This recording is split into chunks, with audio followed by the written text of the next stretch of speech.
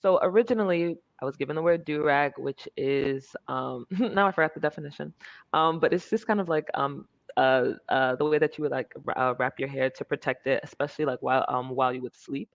So originally, it comes from like a hair do rag, so it was a rag that covered your do.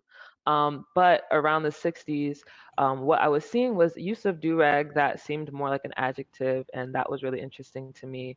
What I eventually learned was that calling youth do-rag teenagers or do-rag boys was how older people would talk about youth who were particularly rebellious, especially throughout the civil rights movement, who at protests and demonstrations might be the ones seen doing, maybe looting or being, more willing to be arrested or kind of just seen as kind of being like more rebellious. And so the other thing, though, is at that time, the do rag was used specifically to protect the conch, which is also a word that we have that Bianca worked on. And so these boys were like young, they had like the latest hairstyle, and so. Yeah, so they had the latest hairstyle. They're seen as rebellious. They're not listening to authority. It really reminded me of how we think about youth today, and especially given the year that we had in 2020, but really since I think Black Lives Matter really popped off after the killing of Trayvon Martin.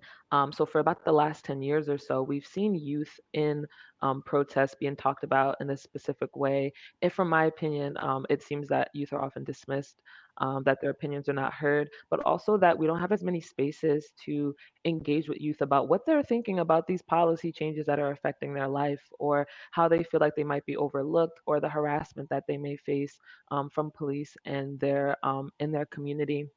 And so the reason why I think that now, knowing that these youth might have been kind of just dismissed as durag teenagers, I'm hoping that as we move towards the future that we engage with youth in a more intentional way around civic issues, around social justice issues, because as a former educator, they have a lot of opinions and they know what is happening in the world.